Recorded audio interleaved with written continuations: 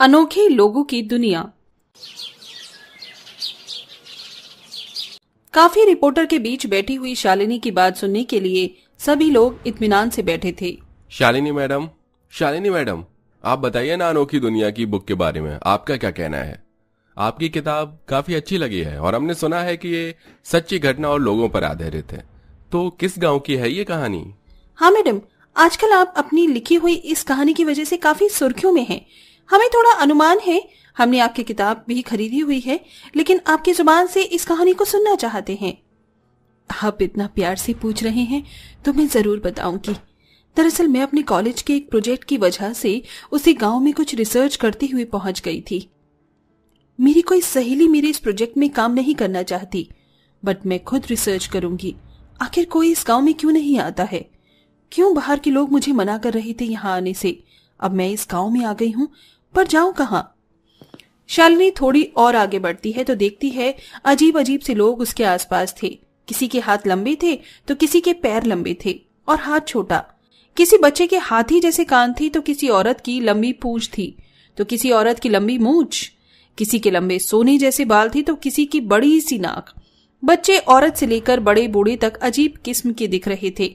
और सिर्फ इतना ही नहीं, एक बूढ़ा व्यक्ति अपनी लंबी गर्दन को आसमान में किए हुए पक्षी को घूर रहा था। इतना अतरंगी अनोखा देख शालिनी हक्की बक्की रह जाती है। जा महिला, ये मैं क्या देख रही हूँ? यहाँ के लोग तो साधारण से बिल्कुल नहीं दिखते। बच्चा क्या, बूढ़ा क्या, यहाँ तो सभी अजीब हैं। उस औरत की पूंछ है और वो अपनी पूंछ से झाड़ू कैसे लगा सकती है? ए उषा, देखा, मैंने अपने घर की सफाई इस पूंछ से कर दी है।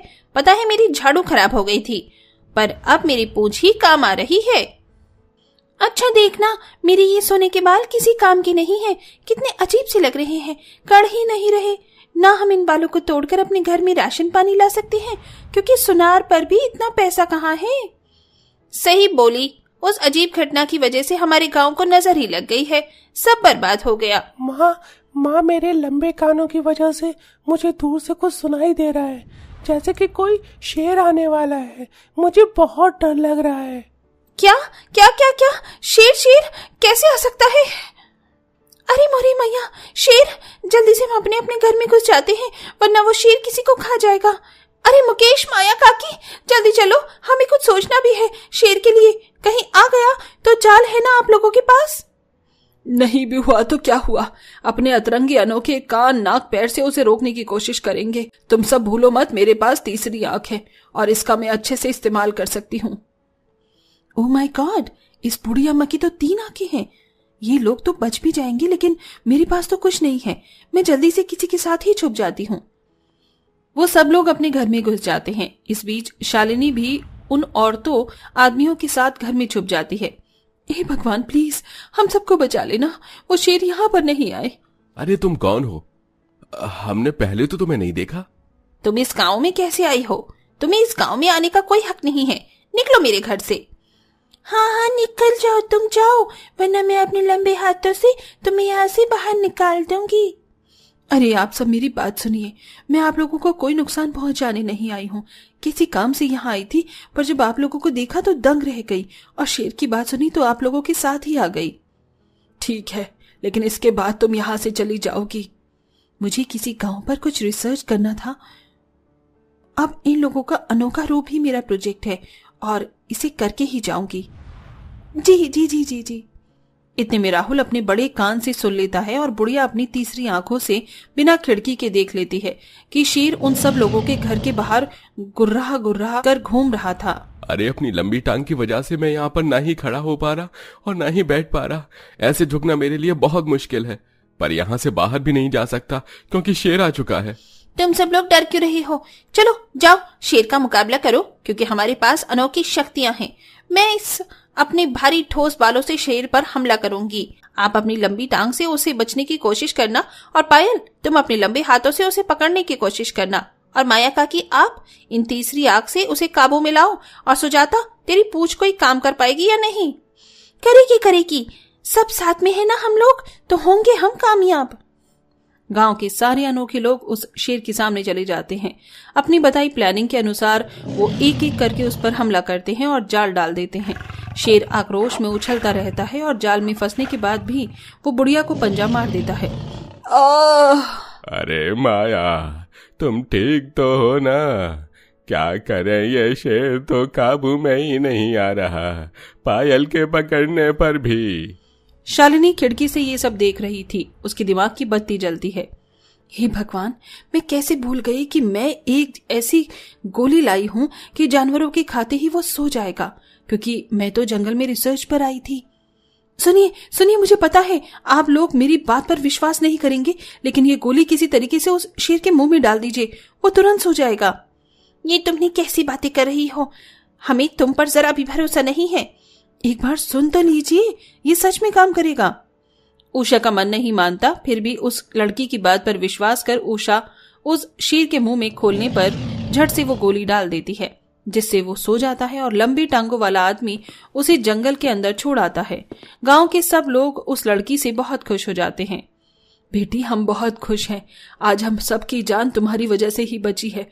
हम सबकी तो शक्तियां ही काम नहीं आ रही थी। वैसे तुम यहाँ क्यों आई हो? तुमने कुछ खाया नहीं होगा। सुजाता, जरा इसे खाना दे दो। तभी सुजाता की पूंछ से खाने की थाली आती है। ये देख शालिनी डर जाती है। पूंछ थाली लाई? आप लोग बुरा मत मानना, आप मुझे बता सकते हैं कि आप लोग सच में कोई जादूगर हो जो ऐसे दिखते हो, या कोई और बात है? क्योंकि मैंने आज से पहले किसी को इतना अनोखा नहीं देखा। बेटा, हमारा अनोखा होना हमारे लिए खुशी की बात नहीं है, बल्कि ये पूरा गांव एक श्रापित से ग्रस्त है। बात ये है कि कुछ 1.5-2 साल पहले यहाँ एक ऋषि मुनि अपना वेश बदल कर गांव में आए, एक भिखारी के रूप में। वो भिखारी लंगड़ा भी था, कोढ़ भी, और एक आंख से अंधा भी।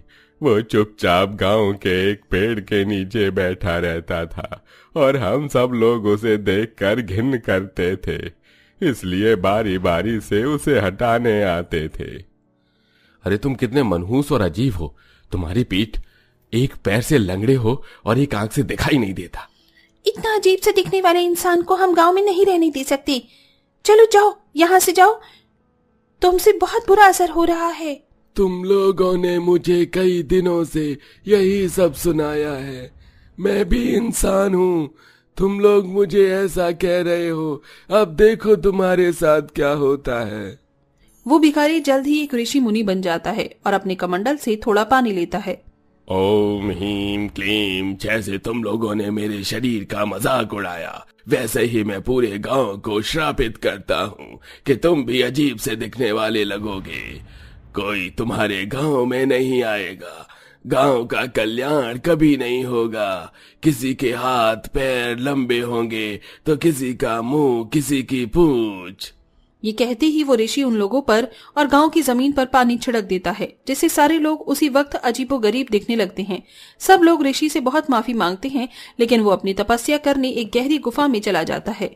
बेटी, हमने उन्हें बहुत मनाने की कोशिश की, लेकिन फिर वो अपनी तपस्या में चले गए।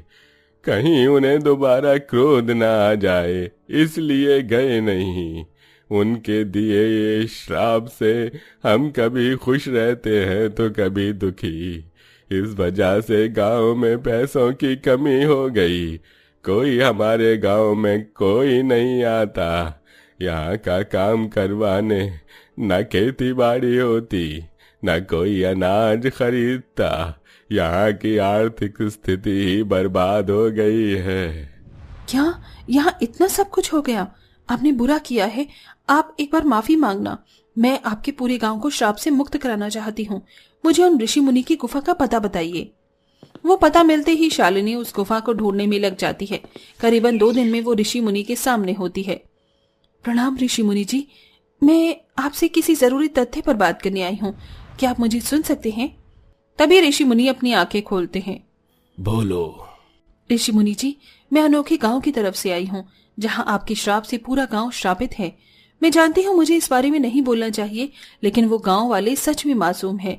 वहाँ बच्चा तक इस श्राप से ग्रस्त है। वो अपने इस अनोखे रूप की वजह से अपना जीवन सही से नहीं जी पा रहे हैं और उन्हें अपनी गलती का भी पछतावा है। पूरे गांव में जमीन बंजर हो गई है, कोई विकास नहीं है। कृपा करके आप अब उन्हें श्राप से मुक्त कर दीजिए। पर मैं तुम्हारी बात क्यों सुनूं? गलती बड़े लोगों की थी और अब छोटे छोटे बच्चे भी परेशान हैं। नई पीढ़ी भी ऐसे ही ग्रस्त रहेगी, वहां कभी विकास नहीं हो पाएगा। उन्हें अपनी गलती का पछतावा है। मैं उन लोगों की तरफ से आपसे क्षमा मांगती हूँ, उन्हें श्राप मुक्त कर दीजिए। गहराई से सोचने के बाद ऋषि शालिनी की बात मान जाता है और वो गांव में आकर एक ऐसी जड़ी बूटी बड़े से पतीले में पकाता है जिसे पीने के लिए गांव के सारे लोग लाइन में लगे थे। इस जादुई काढ़े को सब पी लेना, बच्चे बूढ़े सब। ये पूरा गांव श्राप मुक्त हो जाएगा। तुम लोगों को अपनी गलती का आभास हो गया, ये बहुत बड़ी बात है। अब किसी के लिए भी कुछ अपशब्द मत कहना। वो पीकर सभी गांव वाले लोग ठीक हो जाते हैं। ऋषि मुनि भी वहां से जाकर वापस गुफा में तपस्या करने लगते हैं। गांव के लोग शालिनी का बहुत धन्यवाद करते हैं, उसे अपने घर में रखकर अच्छे से खिलाते पिलाते हैं और फिर वहां से बाहर आकर शालिनी अपने प्रोजेक्ट को भी कंप्लीट करती है। अनोखे लोगों की दुनिया के बारे में भी किताब छापती है, जिसे लिखकर वो फेमस हो जाती है। तो ऐसे पहुंची थी मैं उस अनोखे गांव में। आई होप सो आपको मेरी ये कहानी और करनी पसंद आई होगी। सच में मैडम, आप तो बहुत टैलेंटेड हैं। आपने कितने सारे लोगों का जीवन सुधार दिया और अब वो गांव भी हरा भरा हो गया है। इस तरह शालिनी अनोखे लोगों की वजह से मशहूर लेखक बन जाती है।